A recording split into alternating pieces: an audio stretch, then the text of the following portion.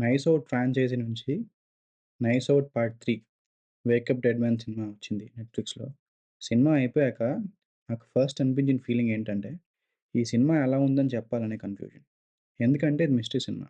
ఏదైనా చెప్పినా, చిన్న లైన్ అయినా, మైల్డ్ ఇన్ఫర్మేషన్ అయినా, ఏం చెప్పినా గాని లైట్‌గా స్పాయిల్ చేసే ఛాన్స్ ఉంటుంది. సో, సినిమా అయిపోయాక రివ్యూ రాయడం కాదు, ఎలా మాట్లాడాలో అని ఆలోచిస్తూ కూర్చున్నా. అప్పుడే ఒక థాట్ వచ్చింది. మనం ఏదైనా పజిల్ సాల్వ్ చేస్తున్నప్పుడు, లేదా ఏదైనా ఒక క్లాస్‌లో ఎవరైనా క్వెషన్ వేస్తే, దానికి కరెక్ట్ ఆన్సర్ ఇవ్వగలిగితే, ఒక ఇంటలెక్చువల్ సాటిస్ఫాక్షన్ వస్తుంది కదా! అలాగే ఆన్సర్ రాంగ్ అయితే, మన ఇంటెలిజెన్స్‌ని ఛాలెంజ్ చేసినట్టు ఉంటది. అప్పుడు మనం ఆ టాపిక్ గురించి చదువుకుంటాం. చదివి దాన్ని ఆన్సర్ చేయాలని చూస్తాం. ఆ ఆన్సర్ చేసే ప్రాసెస్‌లో మనం ఎలా ఆలోచిస్తాం? How did I miss this? అనే ఆలోచన. నైవ్స్ ఔట్ ఎగ్జాక్ట్‌గా అదే ఎక్స్‌పీరియన్స్‌నిస్తుంది. ప్రతిసారి మనం ఒక కన్క్లూజన్‌కొస్తాం. ఎగ్జాక్ట్‌లీ అక్కడే ఆ కన్క్లూజన్‌ని కౌంటర్ చేసే ఎవిడెన్స్ కూడా వస్తుంది. సినిమా చివరిదాకా మనం కరెక్ట్‌గా ప్రిడిక్ట్ చేయలేం. ఈ లెవెల్ రైటింగ్ ఉంటే ఆ కిక్కే వేరు. నాకు పర్సనల్‌గా ఒక డైరెక్టర్ ఆడియన్స్‌ని అండర్ ఎస్టిమేట్ చేయకుండా మీరు ఆలోచిస్తారు అని నమ్మి సినిమా తీసినప్పుడు ఆటోమేటిక్‌గా రెస్పెక్ట్ వచ్చేస్తది. ఈ సినిమాలో అదే కనిపించింది. ఫస్ట్ 20 మినిట్స్‌లోనే మూవీ ఒక స్ట్రాంగ్ ఫౌండేషన్ బిల్డ్ చేస్తుంది.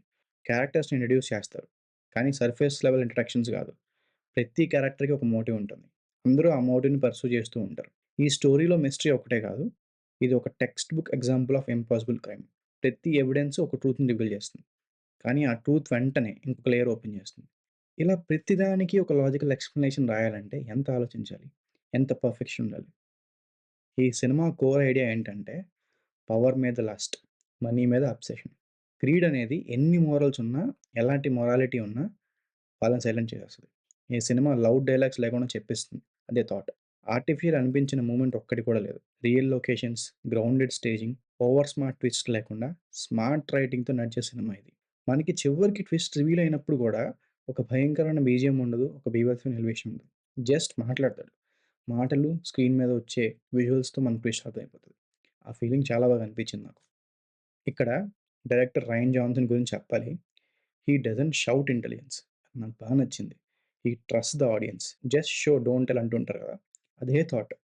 అండ్ పర్ఫెక్ట్ సీన్ రివీల్ అయినప్పుడు కూడా, ఎగ్జాక్ట్ హై మూమెంట్ పడినప్పుడు కూడా బ్యాక్‌గ్రౌండ్ స్కోర్‌తో ఏమి లేపరు. ఆ స్క్రీన్ మీద అలా ఒక విజువల్ ఉంటది అంతే. కామ్‌గా, కూల్‌గా. ట్విస్టుల కోసం ట్విస్టులు కాదు. క్లారిటీ కోసం ఒక మైల్డ్ కన్‌ఫ్యూజన్ క్రియేట్ చేసి, ఆ క్రియేట్ చేసిన మైల్డ్ కన్‌ఫ్యూజన్‌ని క్లారిటీ ఇవ్వడం. అది చాలా rare skill. And that's not an easy thing. ఈ సినిమాలో అదే మెచ్యూరిటీ కనిపిస్తుంది. First part, second part, third part అన్ని పార్ట్స్‌లో ఆ ఇంటెలిజెంట్ రైటింగ్ ఎప్పుడు కనపడుతూ ఉంటుంది. సో, చివరగా చెప్పేదేంటంటే, మనం చాలా సార్లు నిజం దొరికిందనుకుంటాం. కానీ నిజం ఏంటంటే, మనం చూసిన యాంగిల్ కాదు, మనం మిస్ అయిన యాంగిల్. అంతే. ఈ ఒక్క సింపుల్ పర్స్పెక్టివ్‌తోనే మొత్తం సినిమా నడుస్తది. 'నైవ్స్ ఔట్' సినిమా ఆన్సర్స్ ఇవ్వడం కోసం కాదు, మన థింకింగ్‌ని షార్పెన్ చేయడానికి. సో, ఫైనల్‌గా చెప్పేదేంటంటే, సినిమా క్వెషన్స్ అడుగుతుంది. ఆన్సర్స్ ఇవ్వడం మన పని. ఈ వీకెండ్ టైమ్ ఉంటే డెఫినిట్‌గా ట్రై చేయండి. ఇది మీరు స్పెండ్ చేసిన 2 అవర్స్‌కి వర్త్ వాచ్. సినిమా నెట్‌ఫ్లిక్స్‌లో స్ట్రీమ్ అవుతుంది. డెఫినైట్‌లీ ట్రై చేయండి.